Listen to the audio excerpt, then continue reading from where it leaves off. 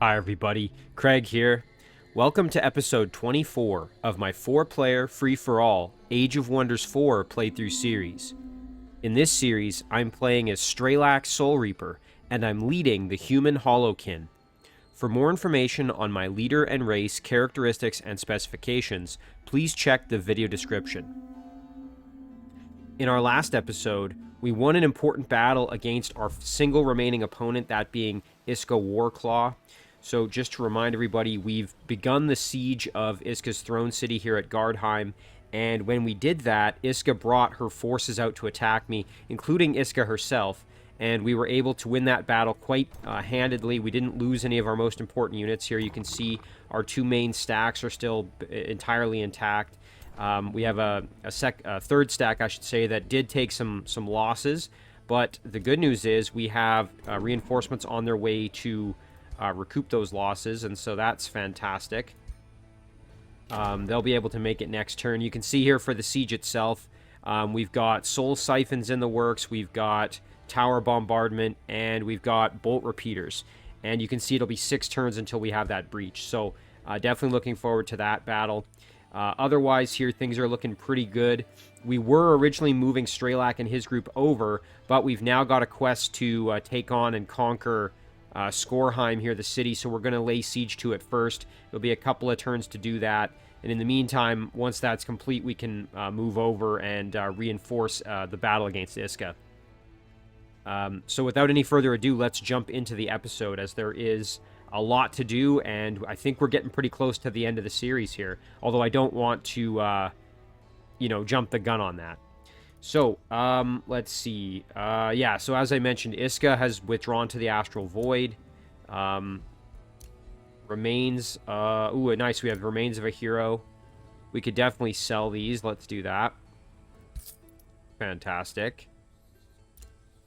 And what else do we have here? We've got a join offer, and we have plenty of gold now, so we could definitely do this. So let's take a look here. We've got... I think last time we were looking at Sebastian Thorncrown as potentially the most desirable hero. Although we've got a few others here. We've got Fortuna Jinx, who's a Mystic Goblins from Bellstar. Oh, wow, we've actually got quite a few here. Alright, well, let's start with... I think Sebastian was the one I was most interested in. And that's primarily because he has Dark Ritual. And he also has... some pretty decent abilities here. Let's see, Lightning Evoker, Distant Evocation, Channel Power, Arcane Strength. So he's more of a caster type hero, and that's fine. We can back out from that. Tyrannica Thorncrown, Warding Bond, not as keen on. Bit more of a sort of melee focused hero. Does have endurance training, which is a good upgrade, and strength training as well. Inspiring leader, so definitely a decent choice there, actually. Let me just see, what was that item that the hero has? Staff of Radiance. Single magic attack at target unit, and it has lifesteal on it, which is pretty cool.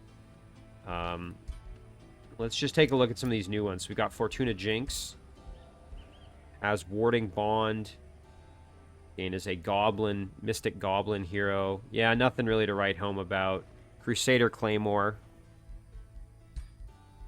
Shadow Adept. This unit has +3 Shadow Affinity. When governing a city, the Empire gains +2 Shadow Affinity. Well, at this point, we really don't need more Shadow Affinity, so that's not really required.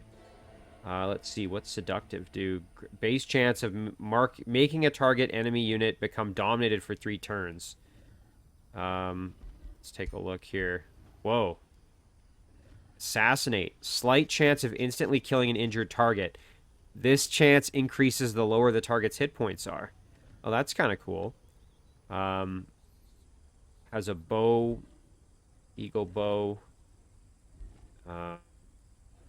Health buffs here. Inspiring leader. Archery buffs.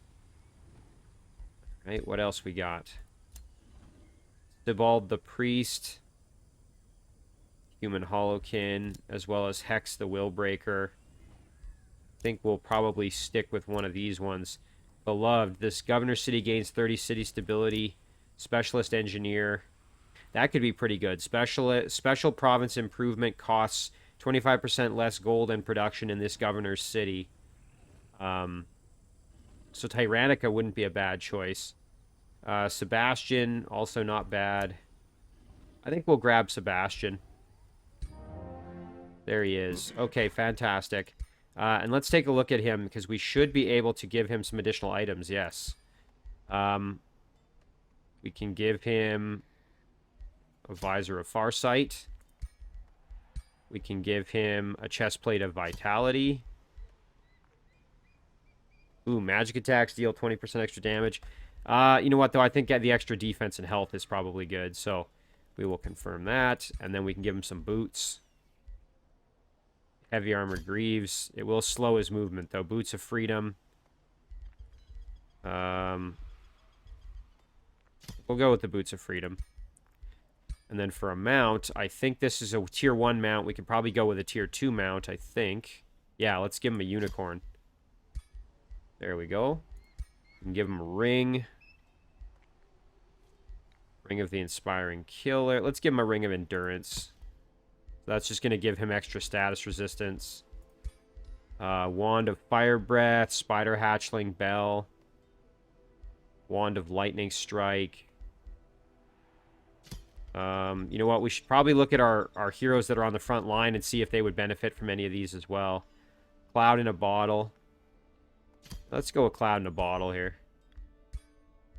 Alright, so yeah, he's a decent hero. Happy to have him. He's got this satirical orb. Alright, let's close that out. So again, we want to get him up into the action if we can.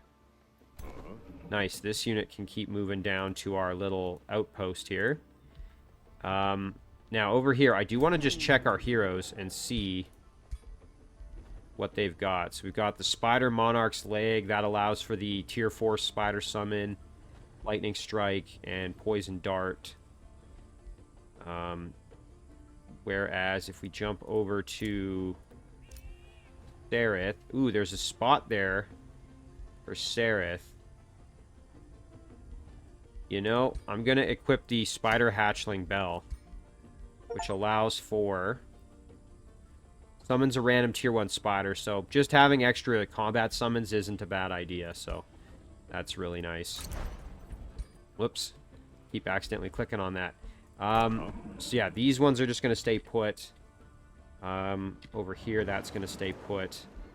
Alright, let's see here. So Dim Tur has finished a monolith. That's great. What else can we do in Dim Tur? Anything boosted? Stone walls, but that's not really going to help us too much. We could work on the Town Hall level 4 Black Palace. We would need 15 population to boost it, and it's going to be quite a while till we get to that.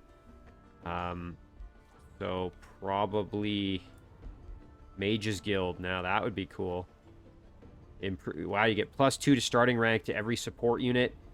You would need 4 quarries to boost it, so interrogation dungeon, extra knowledge income, and you get more knowledge per hero in the prison. You know what? It only takes 2 turns. Let's get this one out of the way. And maybe we could do something like, ooh, you know, a Ritual Mausoleum improves our mana income. So does the Overlord's Tower. Yeah, the Ritual Mausoleum might be an easy upgrade.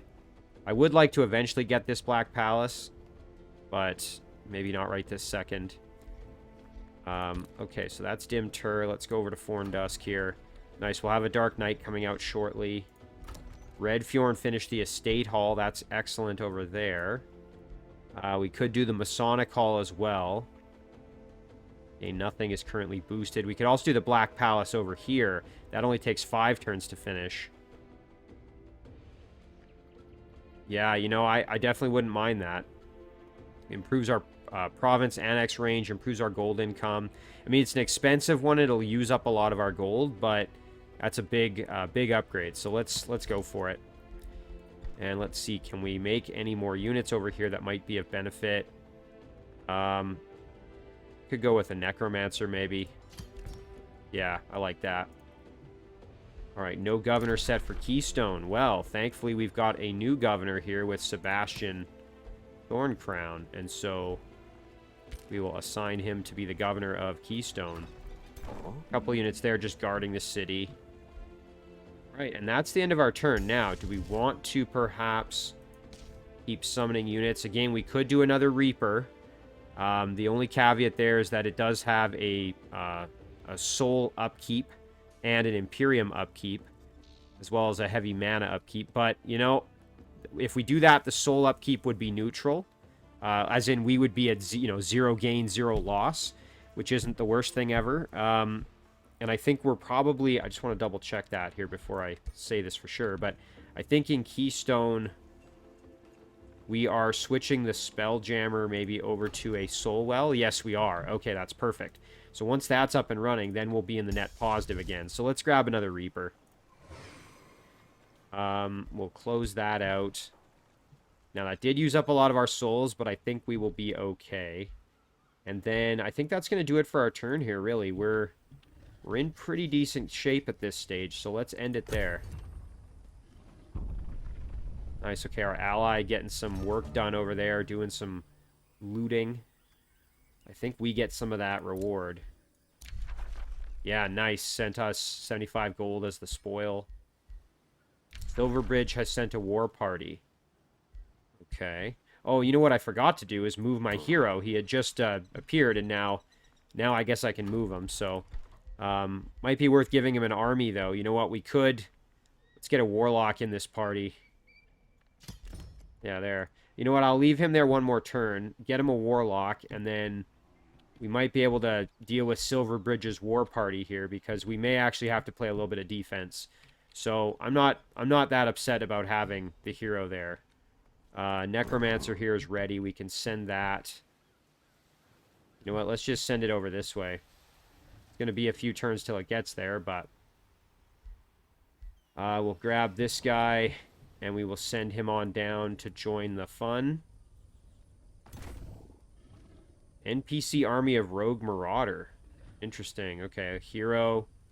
Tyrant Knight. We've got a Glade Runner. Scald. It's a pretty strong army there. I don't know if they're going to... who they're going to attack. This group here is going to continue moving to join the fun. So we've got more units there ready to siege the city, which is good for us. And again, this unit is going to move there next turn. So that's very good. Yeah, this evil presence keeps spreading, which is kind of unfortunate. We are just not really that invested in dealing with it at this point. So Keystone finished the Necromancer. We dealt with that. Oh, wait, no, we haven't. So the Necromancer can move over to join this group, I think. Rather than keeping it occupied on the city, I think it's probably more beneficial having it move over to help with the fighting. We could do an estate hall here just to help with growth. Definitely don't hate the idea. It's only a 2-turn investment. Yeah, what the heck, let's do it. And we might as well get another unit going here while we can. Let's go with a... Just thinking what would be best. We don't want to use any more souls at this point, I don't think. So maybe a... And of course, these units are not going to be undead. That's the important thing to remember here. Which does make it a little harder to kind of keep them going.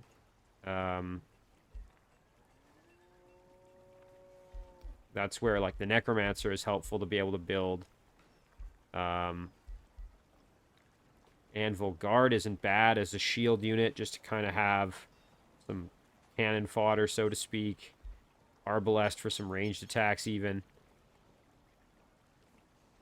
Although we don't necessarily need to produce anything here, so maybe we just hold off.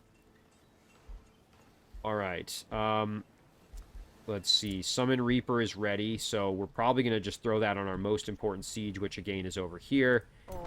We could sub out a unit for it, so maybe put it in with one of the main stacks here. So maybe our most beat up Dark Knight can hop out of the stack there. That's fine. We've still got that unit in with a really good stack over here. And then let's summon the Reaper to join in here. Yeah, that's amazing. So now we've got 2 Reapers in this stack and, whoops, 1 Reaper in this stack, which is excellent. Let's see here. Spells ready to cast. We've got a whole bunch. So we could do something else if we really were so inclined. Oh yeah, we've got that Living Fog. Now, the nice thing about this, it does not cost us any souls to summon. It does cost a little bit of Imperium upkeep, which is fine. But yeah, I'm inclined to start working on those just because there's no soul cost. So that's what we're going to do, is we're going to go for some Living Fogs here. We're just going to make as many of those as we possibly can. So that's excellent that that's finished, and we can pick a new research choice. So we've got Necrotic Spires. This replaces defensive towers, and they would heal allied undead units within a 6-hex radius for 15 temporary hit points, make it become strengthened each turn. That's a pretty powerful upgrade if you were defending your city, of course, which I'm not likely to be doing so much. Devouring Void, this is a combat spell. You know, that could be useful. Basically, you get this Devouring Void, which when a unit passes through or ends their turn in it, they'll take 30 physical damage, and it gets bigger each turn for 2 turns. Domain of Death, this is a sustained city spell. Hits a target-friendly city. This is more for, like, buffing my own city and making it more kind of defensible. I'm going to go with Devouring Void, honestly. Yeah, I think that's the upgrade that's going to benefit me the most at the moment. So, these units are all just going to stay put. We're already pretty confident with that. Over here, again, everybody's just going to chill and keep waiting to siege Skorheim. Not really a big surprise there. So, now, our hero, like I said, we are going to wait one more turn, at least get that Warlock to join the stack, and then once that's done, we can perhaps send them over. You know, in Dim Tur, I suppose we could create a unit to also join the stack. But I think we're fine. We'll just close this out. Red Fjorn. Yeah, you know what? At this point, making a bunch more units I don't think is really going to be all that beneficial in most of these cities. I mean, again, to make our hero stack, I think it's a good idea, but we can do that via summons and also via producing in Forndusk, so pretty happy there. So this unit's going to stay put for one more turn. And again, everybody's just going to sort of chill. I don't think there's really going to be anything too exciting happening this particular turn. Yeah, and really, I think we're in good shape. One thing I do want to take a quick look at, though, is our diplomatic situation, our free cities here. So, Sorcerer of Solace, we are 15 turns from a flourishing vassalage. Safe Word, we are 5 turns away from a bonded vassalage, which is pretty good. We could boost this to speed that up, but again, I mean, that's not, you know, super critical or anything. Let's see, what about Bellstar? Pact of Vassalage in 10 turns. You know, I'm not super upset with potentially boosting this. That being said, you know, again, if we go back and take a look at some of our upgrades, maybe it'd be better to save up for these. Let's see.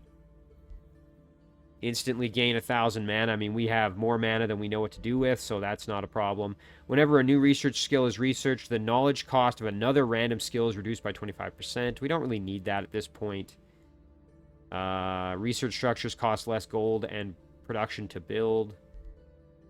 Now here, this one, casting a combat spell reduces the cost of all other combat spell types by 25% for 2 turns.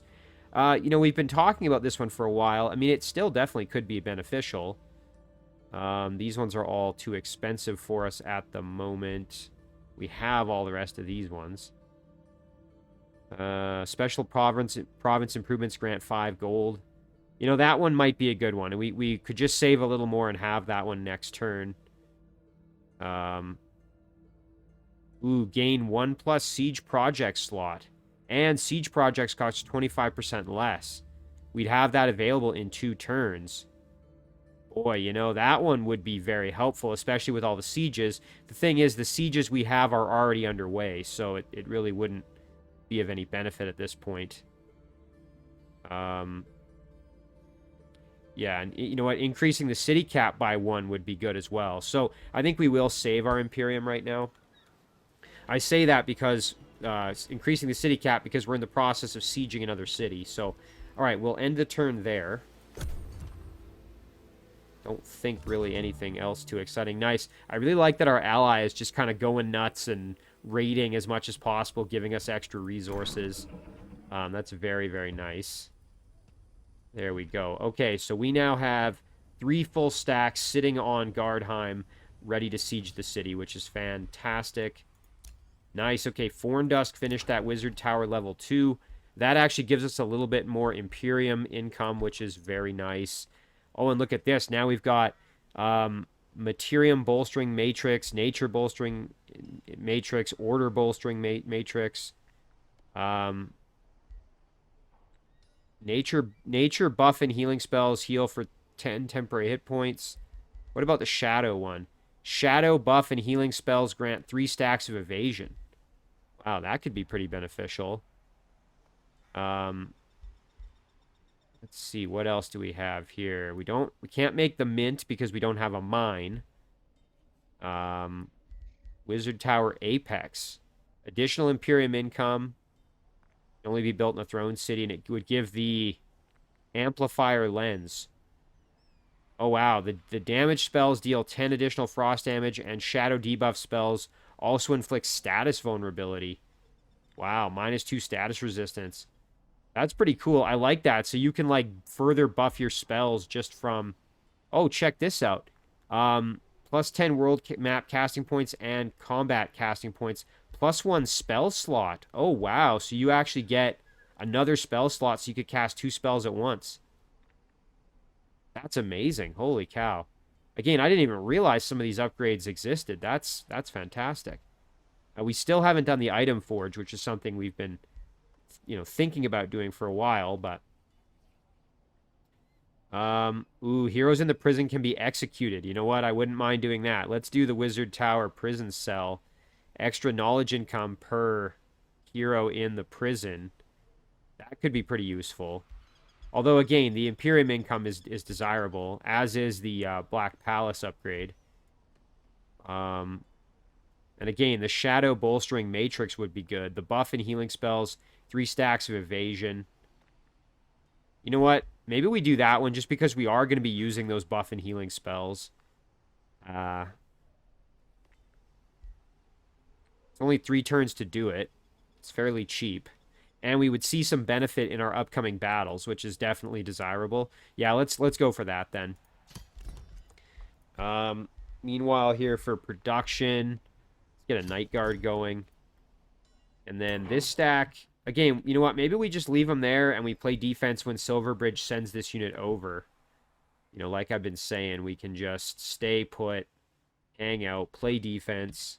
It's kind of boring, but I think it's a good move for us here. Necromancer can move on down. Maybe even join in one of our stacks here. I guess we can always just put it with this unit too. All right, there we go. This guy, on the other hand, moving over to join the fight over on this front.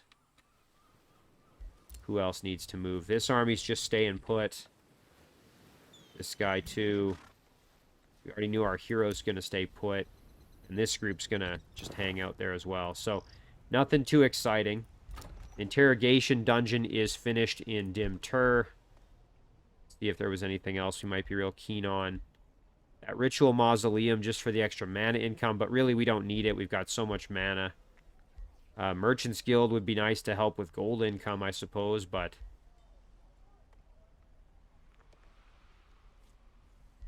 Let's see. Only 1 guild allowed per city. So we'd have to pick between the Mages Guild, the Merchant's Guild. You know what? I think it's fine. I think we just hold our gold. I don't think it's worth producing anything at this point. So, yeah, I think that's going to be about it. Now, the question becomes this living fog. We will have to displace one of our units here because you can only have 3 stacks go into battle. Alternatively, we could summon it to join our hero stack or something like that. So let's end it there. Okay. Ooh, received a trade proposal. Oh, well, now Iska wants to make peace. You know what? No, because we are hopefully about to win here. So we're going to decline this. Make peace. No, we're declining that. New Empire development skill available. So Iska has come back and is now in Gardheim. Living Fog is ready. So let's take a look at that new skill. Which one? Oh, it's this one here. Gain 1 plus siege project slot. Again, if we were initiating the sieges right now, this would be super desirable. And I would definitely... Or if we were going to be engaging those sieges shortly, that would be super desirable. I think we'll just save up for maybe expanded governance or something like that. I think that's going to be a good one. Just to give us that extra ability to retain another city here. Keystone finished in Estate Hall.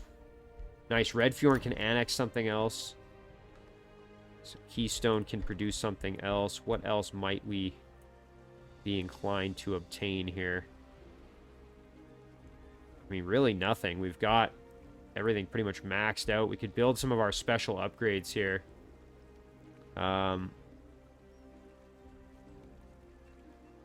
Transmutation Circle. Can replicate the effects and income of a magic material. That's kind of cool. Counts as a mine, so we could just replace one of our mines with it. Where are the other mines here? Let's see. Fishery Harbor. Fishery. Quarries over here. Here are the mines. Okay. Well, let's try it. We'll make a transmutation circle. And we can do it right here on the... Oh, the only thing is we would actually get less income once it's going. You know what? Let's hold off. I think we're good there. So let's see, though. Units, we've already talked about. We're not producing anything in Keystone. Living Fog is ready. So, again, we have to decide where to summon that. We will annex another province because why the heck not? This Black Palace is done in 2 turns, which is amazing. What else could we maybe boost? If we wanted to boost the Masonic Hall, we would need another farm. Armory, we would need another quarry. Yeah, so let's maybe go for another farm then. Alright, so where would we want to annex? I'm just seeing if any of these... I don't think any of these have, like, a resource structure or a resource node or whatever it's called. No. We'll just grab here, then. Nothing fancy. And now that should have boosted... Yeah, Masonic Hall is boosted, so that's really good. Dimtur, like I said, we're not going to worry about it. We're good there, production-wise. So we can ignore that. Living Fog is ready. So, big question is, do we want to maybe summon it with this squad to give them a powerful level 4 unit? I don't think that's necessary. I think it's more beneficial to add it in down here. So let's just see perhaps who might want to get replaced in the armies here. We have any units that can kind of be swapped out. Maybe this guy, just because the Night Guard is kind of in rough shape. We'll send him back. Have him go heal up. And then in the meantime here, we can summon the Living Fog. Oh, yeah. Oh, nice. Wow, that Living Fog looks really cool. You know what? We might want to... Again, we might actually want to switch it into the hero stack here. Let's take maybe our Warlock. And we can swap this guy into the hero stack. And let's grab him and add him into this group. That way he just gets some of the benefit of being in the hero army. A little bit extra health. Kind of excited to see him in action. I think that will be very cool. Let's see. We've got this Necromancer moving on over. Again, the goal is to just have additional units in case things go south. Our hero stack now has 4 units. We've got the Dark Knight, the Night Guard, the Warlock, and the hero. I think that should be hopefully sufficient. So we'll just head over here. We'll stay in our domain. There's no sense doing anything crazy. Again, we know Silverbridge is sending that war party. Although, there's no guarantee that they're actually sending the war party towards our throne city. I just assumed that. But I think we'll keep them there. Let's see. Orders required. Yeah, this group's going to stay put. So next turn, we are going to have this siege engaged. Yeah, everybody else is good to just stay put. So that would be the end of our turn there. All right, let's get another Living Fog going. Because why the heck not? And we can end it there. One thing we will have to watch out for is that in this battle, we don't want to use up too many souls. Hopefully, we'll gain more from the battle. And then we'll have more ready for when we siege Gardheim. So just something to remember there. All right, we can end the turn. And we should have this siege going on here next turn, which is exciting. So I think that might be a good way to end the episode with the siege of Skorheim. Province was pillaged by your vassal. Nice, little extra gold. Province is being pillaged. That's unfortunate. Oh, and this is... Oh, well, there's that war party. Okay. Well, that's fine. Yeah, so that's the army from Silverbridge. Well, now I know where they are. Well, that's annoying. Okay, well, in that case, let's get the hero and have them start heading on down then. We can have them go to the outpost here.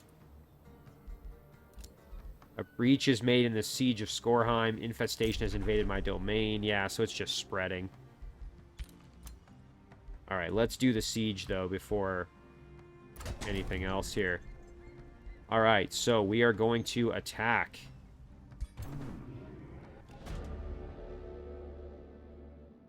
Let's see. Anxiously, they send forth their captain. Is a great governor, but a weak marshal. We are losing this war. Let us retreat, and I promise there will be peace again. Do you let them go and plead for peace with Skorheim? I think we just attack, honestly. If you may leave if you ensure our good intentions are known to Moira Notch. No, we're going to attack. We're going to do this one manually.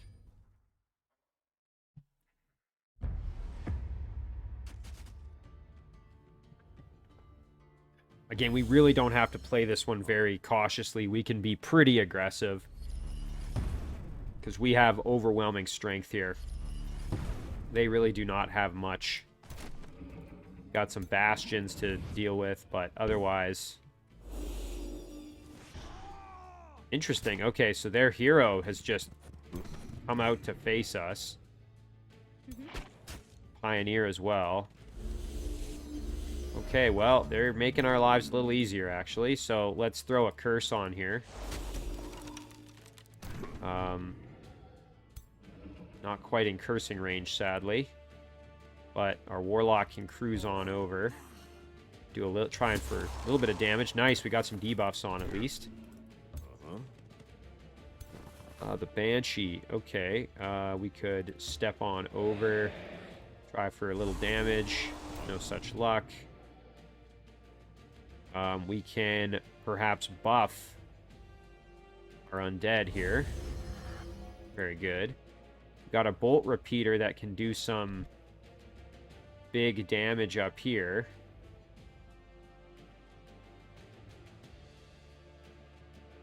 Yeah, let's just go for the units here. Nice, okay. Go for the curse here. Very good. Iron Golem Assistant can step in and do some work. Let's just get in there and get the kill, first of all. Excellent, okay. And then Straelak can... Let's see, what are our options here? Ooh, you know what? We could spur to action this guy. There it is. And then we can follow it up with another attack. There it is. And then we should be able to just get the finish here. Nice. Okay, and now we can charge in and just go for broke, basically. Like I said, no real need to hold back at this stage. Don't think there's really any benefit to doing so. So everyone is just going to get aggressive here. Let's throw another buff on here. Amazing. Try for a freeze. Alright, we'll end it right there.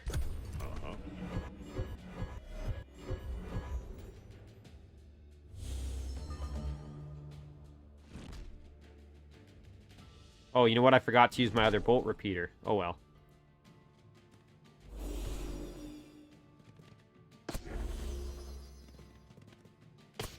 Okay, we're taking some punishment, but nothing we can't recover from here.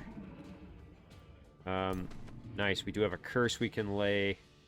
Let's throw that on. Very good. Okay, so this can only be used... Yeah, it's got a cooldown on it. This one, though, we can certainly try blasting away on. Oh, you know what? If we could do this... Yeah, that would be good. Right there. Nice. Just seeing what our options are here. So, Glenda Notch we need to kill. Let's see. Spells are now in use this this turn. There's some good flank damage. Let's see. These bastions are pretty tanky, though. We're going to have some trouble with them. Let's see. Warlock could step over here. Try for some debuffs. Missed.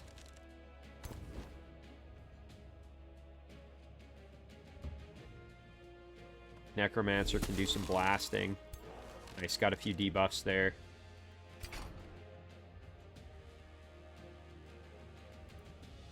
Alright, what would be best here? Well, one thing we can do is just start throwing spells here. Let's go for some damage spells. Maybe like Soulfire. Oh, you know what? We can hit right here. That would be good. We could kill off this catapult for what that's worth. You know what? Hang on. Let me try Ice Shackles. Yeah, we'll do that. Kill the catapult. Get a little bit of damage. We'll do some work here with our Banshees. Night Guard can cruise right over. Start doing some stabbing. Very good. We can step over with our Warlock and do some spell casting as well. Necromancer can cruise up. Benefit from that defensive tactics. We can do this. There it is. That's big. And you know what? Let's do that over channel. And then we can do a Soulfire right here. That's huge. And then we can get the kill like this. Perfect. Alright, Straelak can still move, so why don't we cruise right up. Boy, our chance to hit is dismal here, but we'll try it anyway. Okay. Not a big surprise. I think I will maybe charge in here. Nice. And then we can park our Snow Spirit there. Who else can move here?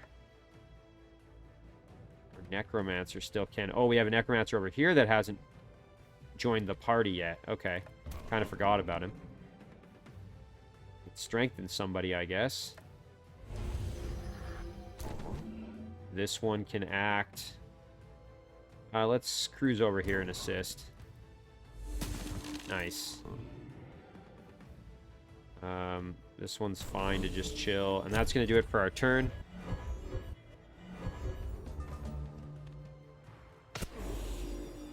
Okay. Taking damage, but really... Actually, we're almost recouping it with the lifesteal.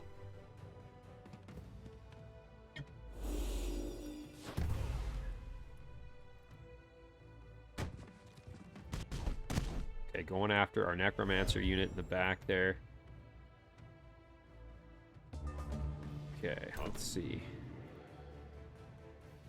Blast here. And we can... Oh, you know what? It would be nice if we could have gotten around to get the kill that way. So we don't have to take a retaliatory attack as we step away, but who cares? We'll just do that. There it is. That's big. Alright, now, cursing time. Let's throw some curses. There's one. And there's going to be another. And then I think we could probably do another one here if we've... Yeah, we've got this... Ooh, this Warlock did it last turn, though. So instead, we'll just step up here and just do this.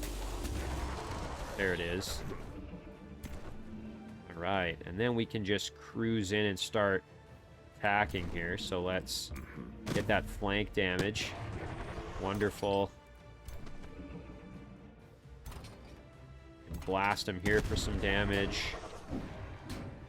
Excellent. And then here's the kill. Perfect. And then the Necromancer can just step up and start assisting with some blast damage there. Go here and we'll try and help a little. Same story over here. Excellent. Bolt Repeater can do its thing. And okay, it will hit my own units. That's good to know. Just have to be cautious there. Boy, you know, it really messes that hero up, so let's blast the hero. There we go. Alright, we can flank the hero, or, you know what, we gotta deal with this, so... Let's just go 1v1 here. Pikeman holding steady, putting work in. This Necromancer is still ready to do some work, so let's cruise over here and do some magic. Blasting. We could step up and smack them with our Snow Spirit if we really wanted. We could summon some zombies, because why the heck not? I don't think this costs us any... No, it doesn't. It doesn't cost any souls to use, so that would be totally fine to do. Just remember that those zombies that come back don't have any movement. Just seeing who can still move. I think we've pretty much exhausted everybody's movement at this point. Yeah, you know what? I like that. Let's go Dark Ritual right here. Do a bit of damage, summon some extra help. These ones can at least do some fighting, because they are in range. And I wouldn't mind the Snow Spirit maybe hitting the hero for a flank. And we've still got a spell, so we could throw Soulfire on somebody. Blast the hero. Nice. This should be just about all she wrote here. Okay, we took a little bit of fire from that catapult. Zombies getting smacked around a little. Ooh, going for a bit of damage on our Necromancer. Nothing too crazy there. Alright. Ooh, and that hero bled to death. And that'll be game. Alright, well, hey, there's the successful siege. Nice and clean. We got some souls out of it. Alright, Bitter Rivalry Aftermath. You have successfully conquered Skorheim, resulting in a very happy guildmaster, Nason Crafter. What do you ask of Silverstrad for your troubles? So our relationship will be boosted. Let us seal this with a new treaty. I could use some of your fighting men and women on my side. You will be paid with blood. My people paid with blood, you will pay with gold. I think I'd rather have the Pact of Cooperation immediately. So that's what we'll do. All right, so back to diplomatic overview. If we go to our free cities, Silverstrad. Now, the problem, of course, is we don't have... we don't have a Whispering Stone with them. Now, if we take it away from one of our current vassals, I don't think that's the end of the world. I don't think, like, it would, you know, stop them from being our vassal or anything like that. Pauses ongoing negotiations. They'll become a bonded vassal in 2 turns. Maybe I should have just taken the gold, honestly. That might have been more helpful. Yeah, it's too bad. We would almost need another Whispering Stone to then continue to develop Silverstrad.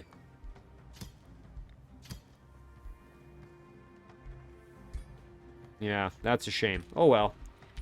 So Skorheim. All right, well, we got to decide what the heck to do with it. Again, we could absorb it. We were planning to have that upgrade that gives us another city. We could raise it and gain some gold. Ooh, you know, I don't mind that. We could vassalize it, but we don't have the capacity to really do that. Yeah, you know what? I'm okay with raising it. We'll get some negative alignment, but we're already super evil anyway, so who cares? Yeah, let's do it. All right, we're raising Skorheim. Remains of Glenda Notch, remains of Moira Notch have been collected, so we can probably sell both of those for some extra gold. Yeah, let's just do that right now. Excellent. Big boost to our gold income. Yeah, I mean, at this point, really, there isn't a whole lot left left to do here. We basically just have to continue our little siege of Gardheim, and then I think it is all she wrote. So I might save that though for one last episode. I think at this point we are. Well, here's what I'll do.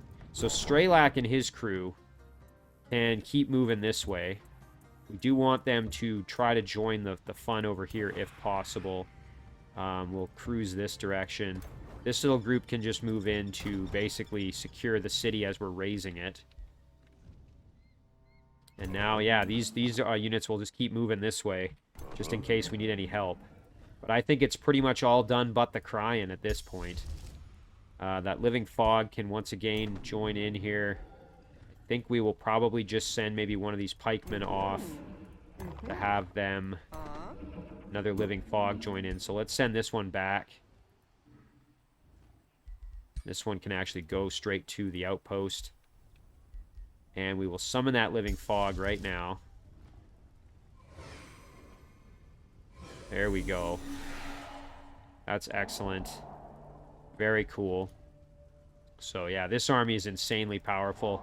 We got 1,200, 1,500, 1,500. So you know, we got, what, 4,200, 4,300 approximately combat prowess there. Versus they've got 1,100 and 1,100. So they've got about 2,200, 2,300. So we're almost doubling them. Not quite, but almost. So I think we are in pretty solid shape at this point. In the meantime here, we just need to regroup at our post there, our outpost, and make sure we can defend it properly if needed. Let's see, that unit's going to stay put. Dim Terse production. Again, we've been holding off on really anything. I'm just going to continue to hold off. Although we did get some more gold, so that's nice. Nice. Okay, Forndust can annex something else. Let's take a look at what might be most beneficial. Now, none of these... A lot of these upgrades you can't boost. We just need more population to get a Black Palace. Boosted, that is. Masonic Hall, you would need another farm. So if we just grab another farm, we could boost that. Most of these other ones, though, you can't actually boost. So I think maybe the other farm would be in our best interest. Let's just see if any of these have any resources attached to them. We do down here with this fishing ground, but it is occupied currently. And I'm not really going to be trying to clear that out. That's too strong for us. We don't want to build a farm where there is the swamp. That would not be ideal. Oh, nice. There's a river here. Well, that gives us a little extra, so we'll do that. Build the farm there. And the nice thing about that, like I said, is now the Masonic Hall is boosted if we were so inclined. So that's excellent. You know, I think this is a great place to end the episode, and then we can leave the epic final battle for the last episode here. So before I end it, though, I do want to just start summoning another living fog. And I think, yeah, I think this is a great spot to just leave it off here. So really, I think the writing is on the wall. I think everything is falling into place very nicely, and we are almost ready to call this one a complete series. Like I said, probably one more episode. Don't want to get too far ahead of myself, but really I don't see Iska lasting much longer. We will call this episode 24. And as always, guys, thank you very much for watching. I really do appreciate it, and I'll see you in the next one.